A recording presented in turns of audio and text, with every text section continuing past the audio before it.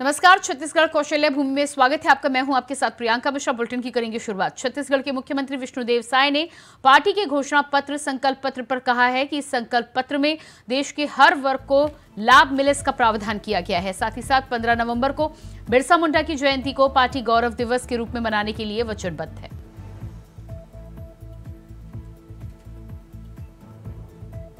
तमाम कार्य का विस्तार इस संकल्प पत्र में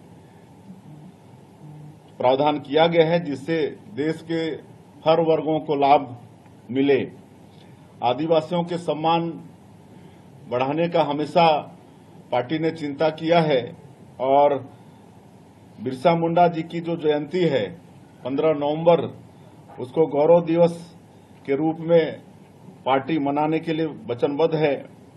और वनांचल क्षेत्रों में जैसे पर्यटन की बहुत संभावनाएं होती हैं, तो उसको बढ़ाने पर भी संकल्प पत्र में बहुत जोर है। और ऐसे क्षेत्रों में इको टूरिज्म का विकास पर भी जोर है। होम स्टे के अवसर से आदिवासी क्षेत्रों में लाभ तलाशने पर भी जोर रहेगा और इससे ट्राइबल क्षेत्र की महिलाओं को भी विशेष सहायता होगा।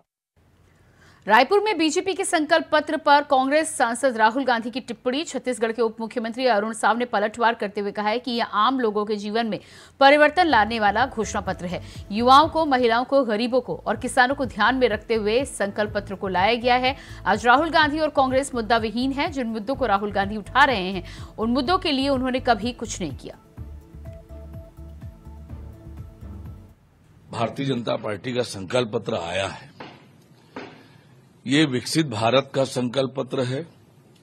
ये आम लोगों के जीवन में परिवर्तन लाने वाला घोषणा पत्र है।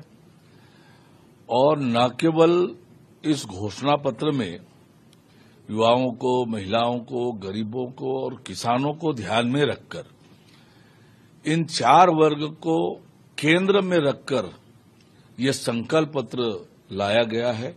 एक खुशहाल भारत, एक समृद्ध भारत और विकसित भारत के निर्माण का ये संकल्प पत्र है। और निश्चित रूप से ये महंगाई को भी एड्रेस करने वाला है और बेरोजगारी को भी एड्रेस करने वाला है। आज राहुल गांधी मुद्दा विहीन है, कांग्रेस पार्टी मुद्दा विहीन है। जिन मुद्दों को वो उठा रहे हैं, उन मुद्दों के लिए कांग्रेस पार्टी ने कभी कुछ किया क्या? और जो वास्तविक मुद्दा है उसको ध्यान में रखकर ये संपूर्ण रूप से संकल्प पत्र प्रस्तुत किया है, जो न केवल महंगाई को भी रोकने का काम करेगा और बेरोजगारी को भी रोकने का काम करेगा। भारतीय जनता पार्टी का संकल्प पत्र आया है। रायपुर लोकसभा क्षेत्र के बीजेपी प्रत्याशी बृजमोहन अग्रवाल आज रैली निकालकर नामांकन दाखिल करने के लिए पहुंचेंगे। बृजमोहन अग्रवाल के नामांकन रैली पर शक्ति प्रदर्शन की योजना भी बनाई गई है। इसके चलते मुख्यमंत्री विष्णुदेव साय, प्रदेश चुनाव प्रभारी नितिन नवीन, प्रदेश अध्यक्ष किरण देव, उप मुख्यमंत्री अरुण साव, विजय शर्मा, सैकड़ों की संख्या में कार्यकर्ता भी मौजूद रहेंगे। वहीं रैली में मुख्यमंत्री समेत वरिष्ठ नेता खुली गाड़ी में सवार होकर नामांकन की प्रक्रिया के लिए पहुंचेंगे। कुछ दूर पैदल यात्रा की भी योजना बनाई गई है। इसके अलावा आपको बता दें कि बृजमोहन अग्रवाल रायपुर दक्षिण विधानसभा क्षेत्र से 8 बार के विधायक हैं। बीजेपी ने इस बार उन्हें लोकसभा चुनाव में प्रत्याशी बनाया है।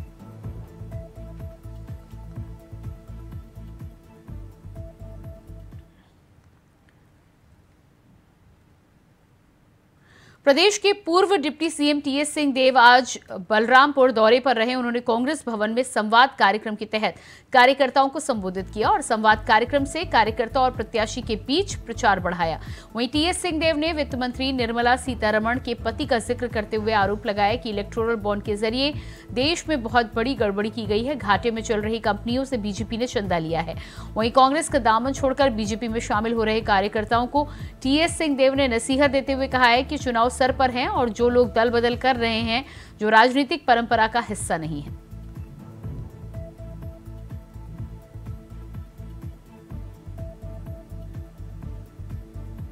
भाजपा से आए हैं, कुछ कांग्रेस से भाजपा में जा रहे हैं। मैंने कभी इसको स्वच्छ नहीं माना। मैं इसको स्वस्थ राजनीतिक प्रक्रिया परंपरा नहीं मानता। जब समय नहीं है तब जाइए, आपका विचार है तो आप जाइए, लेकिन ऐसे समय पे जाके फिर वही वाली बात कि कहीं कोई आदान प्रदान इत्यादि, तो वो अच्छा प्रजातंत्र के लिए अच्छा नहीं है। कांग्रेस ने भाजपा के संकल्प पत्र को जुमला करार दिया है। प्रदेश कांग्रेस अध्यक्ष दीपक बैज ने कहा है कि पिछले 2 बार के चुनाव में अपने वादों को भूल जाने वाले किस नैतिकता से नया संकल्प पत्र जारी किए हैं। बीजेपी को जनता से नया वादा करने का कोई नैतिक अधिकार नहीं है। बीजेपी के लिए घोषणा पत्र, जिसे वे संकल्प पत्र कहते हैं, केवल जनता को ठगने का एक हथियार है। ये दल चुनाव में वोट लेने के बाद अपने संकल्प पत्र के वादों को खुद चुनावी जुमला बता देता है। जनता में बीजेपी और मोदी दोनों की ही विश्वसनीयता खत्म हो चुकी है। साथ ही उन्होंने तंज कसते हुए कहा है कि बीजेपी संकल्प पत्र नहीं, माफीनामा जारी करे।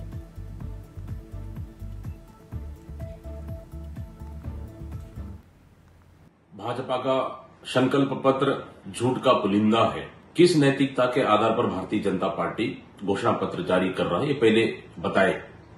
2014 का घोषणा पत्र उन्होंने जुमला बता दिया। 2019 का घोषणा पत्र का अभी तक कुछ नहीं हुआ।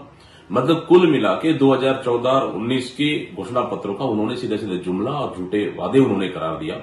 महंगाई कम हुआ नहीं, बेरोजगारी कम हुआ नहीं, युवाओं को नौकरी मिला नहीं।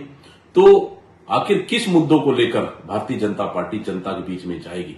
इसलिए मैं साफ साफ कह रहा हूं, भारतीय जनता पार्टी 10 साल में बुरी तरह से फेल हो चुकी है और इनका घोषणा पत्र सिर्फ जुमला है और उनका नियत साफ नहीं है। इसलिए भारतीय जनता पार्टी को घोषणा पत्र जारी करने का या घोषणा करने का उनको अपना नैतिक अधिकार खो चुकी है, बल्कि उनको देश की जनता से सीधा सीधा माफी। छत्तीसगढ़ के पूर्व मुख्यमंत्री और राजनांदगांव जिले के सांसद प्रत्याशी भूपेश बघेल ने अपने क्षेत्र में प्रचार के दौरान अछोली में भेंट मुलाकात कार्यक्रम करते हुए डोंगरगढ़ पहुंचकर मां बमलेश्वरी मंदिर में आरती की। आपको बता दें कि विश्व अंबेडकर जयंती समारोह के उपलक्ष्य में बौद्ध समाज ने विशाल रैली का आयोजन किया। बताया कि इस कार्यक्रम में पूर्व मुख्यमंत्री भूपेश बघेल के साथ कांग्रेस के जिलाध्यक्ष भगवत साहू, पूर्व विधायक भुवनेश्वर बघेल, स्थानीय विधायक हर्षित स्वामी बघेल के साथ डोंगरगढ़ शहर के और ग्रामीण कांग्रेस कार्यकर्ता भी शामिल हुए। तो वहीं पूर्व मुख्यमंत्री भूपेश बघेल ने आने वाले 26 अप्रैल को पंजा छाप का बटन दबाकर आगामी राजनांदगांव सांसद बनाने का निवेदन किया है। साथ ही बताया कि महादेव सट्टा ऐप में मैंने तो कार्रवाई की, इसलिए मेरे ऊपर कार्रवाई जारी है। अंबेडकर की जयंती आज पूरे विश्व में बहुत ही सम्मानपूर्वक मनाया जा रहा है। आज उनके कारण से संविधान बना, उसकी अध्यक्षता में संविधान बने, जिसे पंडित जवाहरलाल नेहरू ने लागू किया और तब देश हमारा गणतंत्र कहलाया। आज संविधान को बदलने की बात हो रही है, जो कि बहुत ही खतरनाक है और इसलिए बाबा साहब अंबेडकर के बताए हुए मार्ग पर चलते हुए संविधान की रक्षा। लोकसभा प्रत्याशी विकास उपाध्याय के नेतृत्व में महिला कांग्रेस के कार्यकर्ताओं के साथ महंगाई को लेकर अनोखा प्रदर्शन किया। पुरानी बस्ती में आम जनता को मोदी बीजेपी का जादुई पिटारा दिखाया। पुरानी बस्ती के शीतला मंदिर मार्केट के पास कांग्रेस ने प्रदर्शन किया है, जिसमें कांग्रेस कार्यकर्ताओं ने एक जादुई पिटारा आम जनता के सामने रखा, जिसमें एक एक करके महंगी हुई खाद्य पदार्थ निकल रहे थे। आपको बता दें कि पिटारे से 1100 का सिलेंडर, 190 रुपए का खाने का तेल, 45 रुपए किलो शक्कर, 60 रुपए किलो चावल, 60 रुपए किलो आटा निकालकर आम जनता को दिखाया गया। बैनर पोस्टर के माध्यम से कांग्रेस की यूपीए सरकार के समय इन सभी के दामों और बीजेपी सरकार के समय बढ़े हुए दामों के अंतर को दिखाया गया। वहीं देखने आए लोगों ने बीजेपी सरकार को जमकर कोसा।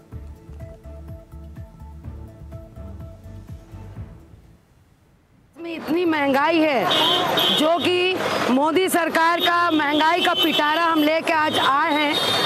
हमें मालूम है कि हमें किचन में बच्चों से लेके बुजुर्ग तक का भोजन कराना पड़ता है।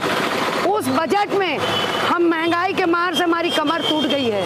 आज जो है ये आटा हमें 120 रुपए में मिलता था, जो आज 200 रुपए में 5 किलो आटा मिल रहा है।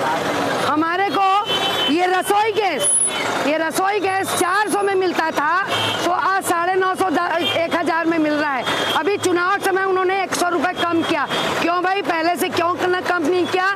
2004 में हमारे पास 400 रुपए में हमारा सिलेंडर मिलता रहा था। तेल हमारे पास है, तेल हम 100 रुपए में 1 लीटर लेते थे, आज 170 रुपए लीटर पार हो चुका है। ये शक्कर है, 40 रुपए 35 रुपए में लेते थे, आज 45 के पार है।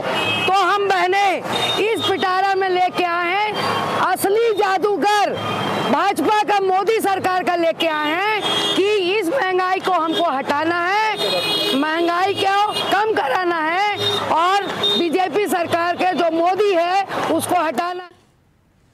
खबर बिलासपुर से है, जहां सरकंडा क्षेत्र में एक्सीडेंट का मामला सामने आया है, जिसमें घर के बाहर खड़ी हुई युवती को टेंट हाउस के 4 पहिया वाहन ने अपनी चपेट में ले लिया। इस हादसे में युवती की मौके पर ही मौत हो गई। मामले में सरकंडा पुलिस गाड़ी को जब्त कर आगे की कार्रवाई में जुट गई है। घटना का सीसीटीवी फुटेज भी सामने आया है।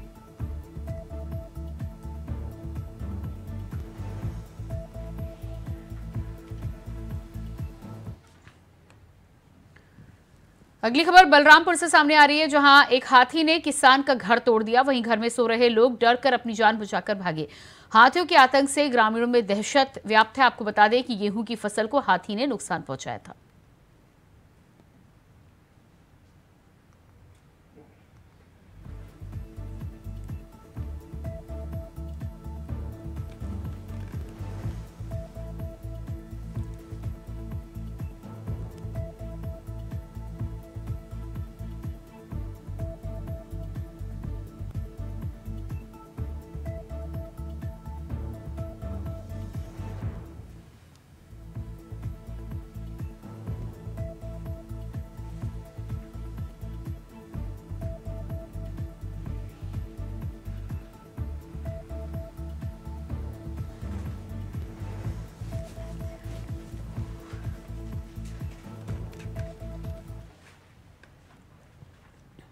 महासमुंद जिले के कोमा खान थाने में हुई महिला की हत्या की गुत्थी पुलिस ने 24 घंटे के भीतर सुलझा ली है। मामले को सुलझाते हुए हत्यारे पति को पुलिस ने गिरफ्तार किया है।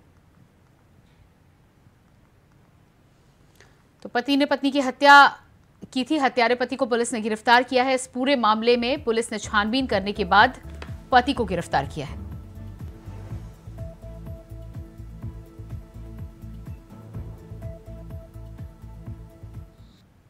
थाना कोमा खान अंतर्गत बोईर गांव करके गांव है, जहां से हमें सूचना आई थी कि 60 वर्षीय मृतिका छिनई बाई अपने घर में जो है वो मृत हालत में पड़ी हुई है करके, जिसकी सूचना पर पुलिस तत्काल घटना स्थल मृतिका के निवास स्थान पहुंची थी और हमारे द्वारा प्रथम दृष्टया जो चोट है वो होमिसाइडल प्रवृत्ति का पाए जाने से डॉग स्क्वाड एवं फोरेंसिक की टीम की मदद ली गई थी और पीएम रिपोर्ट में वो होमिसाइडल हत्या की प्रवृत्ति का होने से हमारे द्वारा अपराध धारा 302 का प्रकरण दर्ज किया जाकर जांच की गई, जिसमें यह पाया गया कि मृतिका को उसके पति के द्वारा ही शराब पीने के लिए पैसे मांगने पर पैसे नहीं देने की बात पर पीढ़ा से जो है उसके लकड़ी और उससे जो लोहे के उसमें जो है उससे मारा गया है, जिसमें आई चोटों के कारण मृतिका की।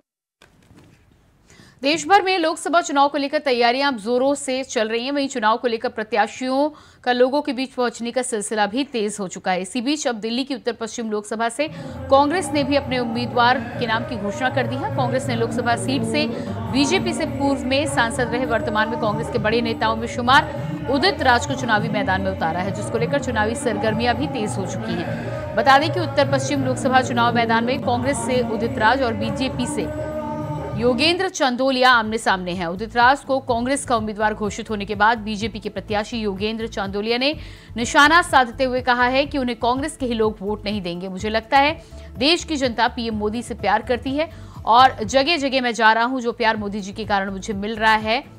साथ ही उन्होंने कहा कि उदित राज चुनाव लड़ ले या कोई और लड़ ले, सनातन धर्म के लोग इन सभी को पाठ पढ़ाएंगे।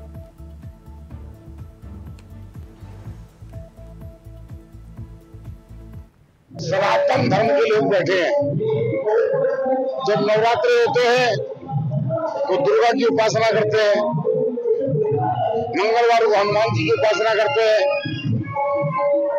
नवरात्रों में माता के जगराते होते हैं, सुंदरकांड का पाठ होता है। देश में सनातन धर्म के बारे में देश के प्रधानमंत्री नरेंद्र मोदी जी ने जो सनातन धर्म जो सत्य है उसको पूरा सनातन धर्म को सत्य करने का जो बेड़ा उठाया है, कुछ लोग स्वार्थ के कारण सनातन धर्म को गाली देना चाहते हैं। उनका टारगेट देश के प्रधानमंत्री है, लेकिन वो ये नहीं जानते कि अगर आप सनातन धर्म को गाली दे रहे हैं तो ये जो लोग बैठे हुए हैं या जो मेरी माताएं बैठी है, आप उनको गाली दे रहे हैं। चंद वोटों की खातिर सनातन धर्म का मजाक उड़ाना ये मुझे लगता है वाजिब नहीं है।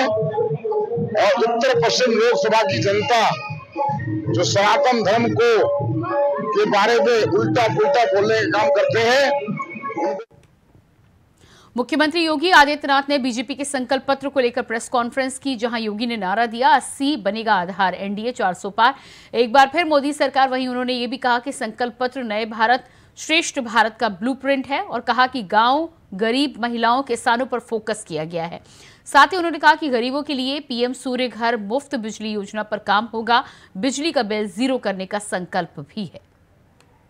चुनाव में भारतीय जनता पार्टी उतरी है, उन 4 आदर्श स्तंभों को प्रतिनिधित्व करने वाली युवा, महिला, गरीब और किसान, एक एक प्रति उनको प्रधानमंत्री जी के कर कमलों से प्रदान की गई। मित्रों, यह जो भी संकल्प पत्र भारतीय जनता पार्टी ने जारी किया है,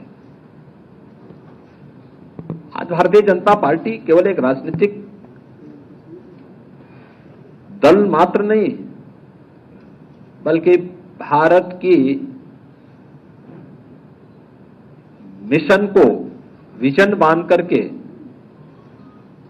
भारत के विजन को मिशन मान करके उसको प्रभावी ढंग से लागू करने की 140 करोड़ लोगों की आकांक्षा का प्रतीक बना है। और इसीलिए इस पूरे चुनाव को जब हम देख रहे हैं तो जो देश का एम्बिशन है वह मोदी जी का मिशन है। मोदी की गारंटी पर इस देश को विश्वास है और मोदी की गारंटी इस देश में आम जन की आकांक्षाओं का प्रतीक बना है। इसलिए थीम भी मोदी की गारंटी। मोदी जी ने पिछले 10 वर्ष के अंदर देश के अंदर जो परिवर्तन करके दिखाया है, जिस नए भारत का आज हम दर्शन कर रहे हैं, गांव, गरीब, किसान, नौजवान, महिलाओं को फोकस करते हुए जिस प्रभावी ढंग से योजनाओं को जमीनी धरातल पर उतारने का कार्य हुआ है, वह मोदी की गारंटी उसका आधार है। और मोदी जी की इस गारंटी को आधार बना करके आगामी 5 वर्ष के लिए हमारा विजन डॉक्यूमेंट क्या होगा, इस संकल्प पत्र में एक एक सेक्टर को चिन्हित करके उसका उल्लेख भी किया गया है। मोदी जी की गारंटी इस देश के हर तबके के लोगों के लिए एक प्रमाण है। यह देश की अस्मिता का हो, भारत की सुरक्षा का हो, भारत की आस्था का हो,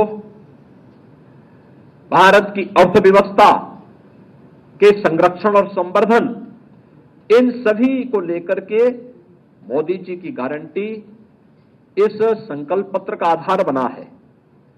और इसमें जिन 4 स्तंभों को ध्यान में रख के कार्य किया गया है, युवा, नारी शक्ति के लिए, गरीब की बात करते हैं तो गरीब में पहली बार देश के अंदर इस देश के श्रमिक वर्ग को कहीं पहुंच पाया है, उसकी पहुंच हो पाई है। साथ ही अन्नदाता किसान के लिए भी तमाम योजनाएं पहले से चल रही हैं। और अगर मैं कह सकता हूं कि ये संकल्प पत्र एक ब्लूप्रिंट है नए भारत का, श्रेष्ठ भारत का, आत्मनिर्भर भारत का और विकसित भारत का। 2030 तक भारत को विश्व इलेक्ट्रॉनिक हब के रूप में स्थापित करने, भारत को सेमीकंडक्टर और चिप मैन्युफैक्चरिंग का केंद्र भारत हब बने विश्व स्तरीय, उसके लिए और बुलेट ट्रेन नेटवर्क का विस्तार पूरब, उत्तर, दक्षिण और देश में करने के लिए भी संकल्प पत्र में उल्लेख किया गया है। डिजिटल क्रांति में 5G नेटवर्क के विस्तार के साथ ही 6G टेक्नोलॉजी विकसित करने में का संकल्प भी यहां पे दोहराया गया है। बिजनौर में लोकसभा चुनाव के पहले चरण का चुनाव प्रचार अब तेज हो चुका है। बता दें कि हरियाणा के मुख्यमंत्री नायब सिंह सैनी और रालोद के मुखिया जयंत चौधरी नुमाइश मैदान में चुनावी जनसभा को संबोधित करेंगे। गठबंधन प्रत्याशी चंदन चौहान के समर्थन में चुनावी जनसभा को संबोधित किया जाएगा। तो वहीं जनसभा को लेकर सभी तैयारियां लगभग पूरी की जा चुकी हैं। सुरक्षा के पुख्ता इंतजाम भी किए गए हैं। तस्वीरें आप देख पा रहे हैं, बिजनौर की तस्वीरें, जहां जनसभा को लेकर तैयारियां पूरी तौर पर कर ली गई हैं। कुछ ही समय में यहां पर हरियाणा के मुख्यमंत्री और साथ ही साथ जयंत चौधरी संयुक्त सभा करते हुए नजर आएंगे।